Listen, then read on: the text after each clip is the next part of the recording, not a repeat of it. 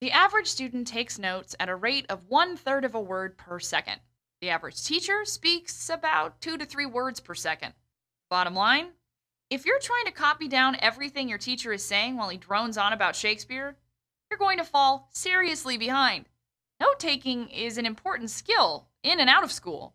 It can make the difference between passing and failing a test, excelling at a job, or even enjoying a complicated movie. And most of us don't do it well. Welcome to Wellcast. We took a viewer suggestion for this week's episode, the art of note taking.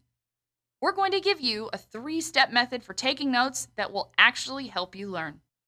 Numerous studies over the years have proven what's already pretty obvious. People who take notes remember the material better than those who don't. But how much better? A 1970 study by developmental psychologist Michael Howe found that students were 7 times more likely to remember facts 1 week after hearing them if they took notes.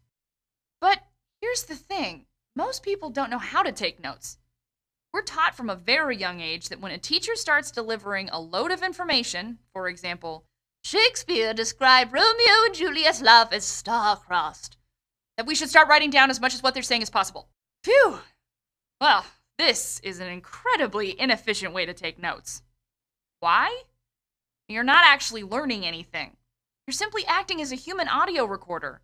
A recorder, by the way, that only picks up 1 out of every 10 words. And you're saving the learning for later, when you'll have an even less complete lesson plan to look over. Note-taking should actually act as a form of learning. Something that helps you work your way through the lesson as the teacher is giving it, so that when you leave the classroom, you already understand the concepts. So how do you do that? We have a 3-step method for taking the kind of notes that force you to learn the material inside the classroom and not out. Pause and print this sheet and put it in your binder, ready for your next class. Finished? Okay, let's go. Step 1, don't write down facts. Write down conclusions. Don't worry about capturing every single thing your teacher is saying. Spend more time listening and trying to understand the lecture. When you do start writing, format your notes as a series of questions posed by the teacher's lecture and fill in your own answers. For example, question: what is the central theme in Romeo and Juliet?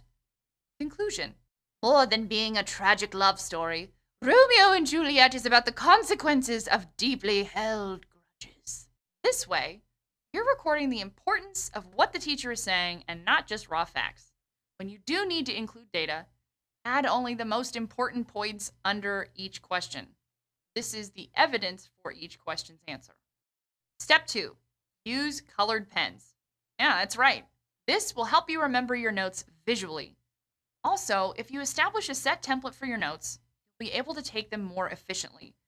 Write questions in red and definitions in blue, conclusions in green. Step 3, review your notes. Don't relearn them.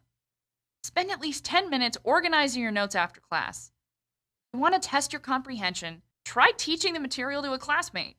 This will be a great marker to see if you've actually learned anything. Note-taking is a valuable life skill that doesn't lose its utility when you graduate. Find ways to integrate note-taking in your daily life. You'll soon find yourself in the exclusive and creative group of people who bring out their moleskins at lectures, movies, and TED Talks. All right, Wellcasters, let's recap. Today we learned how to take notes in a way that ensures you learn the material during class time and not after. First, write down your conclusions instead of a barrage of facts. Second, use your questions to make connections. And third, spend 10 minutes going over these notes at the end of class. And if you should choose, try going over these notes by teaching them to a classmate or a friend. Hey, who was that lady? Okay. Did these tips help? Let us know. Or if you have a wellness topic that you'd like to see covered, shoot us an email. We'd love to see your notes. Oh man. Tweet us at WatchWellcast, email us at watchwellcast@gmail.com, or leave a comment down below. We'll see you next time.